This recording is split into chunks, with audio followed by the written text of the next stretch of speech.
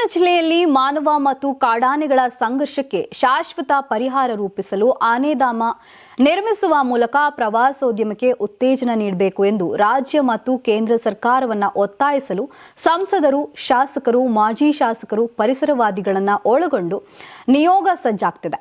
ಸಕಲೇಶಪುರ, ಆಲೂರು, ಬೇಲೂರು ತಾಲೂಕಿನಲ್ಲಿ ಕಾಡಾನೆಗಳ ಹಾವಳಿ ಮಿತಿ ಮೀರಿದೆ. ಜೀವನ ಭಯದಲ್ಲೇ ಬದುಕು ನಡೆಸುವ ಅನಿವಾರ್ಯತೆ ಇದೆ. ವಿದ್ಯಾರ್ಥಿಗಳು ಶಾಲಾ ಕಾಲೇಜುಗಳಿಗೆ ತೆರಳಲು ಹಾಗೂ ಕೂಲಿ ಕಾರ್ಮಿಕರು ಕೃಷಿ ಚಟುವಟಿಕೆಗಳಲ್ಲಿ ಗದ್ದೆ ತೋಟಕ್ಕೆ ತೆರಳಲು ಭಯಪಡುವಂತಾಗಿದ್ದು, ಅಷ್ಟೇ ಏಕೆ ಗ್ರಾಮದ ರಸ್ತೆಯಲ್ಲಿ ಹಗಲಿನ ವೇಳೆ ಓಡಾಡುವುದು ಅಸಾಧ್ಯ ಎಂಬ ಪರಿಸ್ಥಿತಿ ನಿರ್ಮಾಣವಾಗಿದೆ. 2004-05ನೇ ಸಾಲಿನಿಂದ 2026 ಜನವರಿ 13ರವರೆಗೆ ಕಾಡಾನೆ ದಾಳಿಯಿಂದ ಜಿಲ್ಲೆಯಲ್ಲಿ ಒಟ್ಟು 82 ಜನ ಜೀವ ಬಿಟ್ಟಿದ್ದಾರೆ.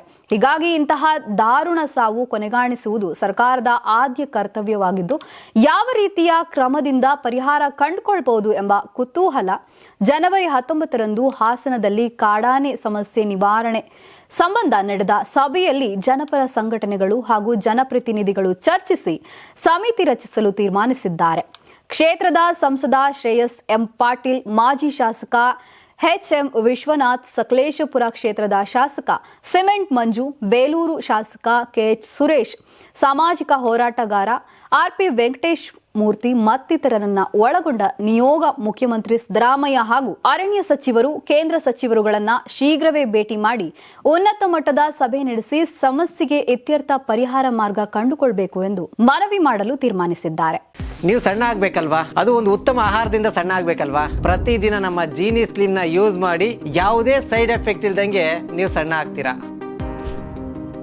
ಯಾರಾಗ್ತಾರೆ ಎಂಎಲ್ಎ ಅಭ್ಯರ್ಥಿ 2028 ಶೀಘ್ರದಲ್ಲೇ. ಪ್ರತಿದಿನ ಒಂದೊಂದು ಕ್ಷೇತ್ರದ ಟಿಕೆಟ್ ಆಕಾಂಕ್ಷಿಗಳ ಸಂಪೂರ್ಣ ಮಾಹಿತಿ ಪೊಲಿಟಿಕಲ್ ಜರ್ನಲಿಸ್ಟ್ ಕೆಎಂ ಶಿವಕುಮಾರ್ ಅವರಿಂದ. ಕರ್ನಾಟಕದ ನಂಬರ್ 1 ಡಿಜಿಟಲ್ ಮೀಡಿಯಾ ನಿಮ್ಮ ನೆಚ್ಚಿನ ಕರ್ನಾಟಕ ಟಿವಿಯಲ್ಲಿ ಮಾತ್ರ.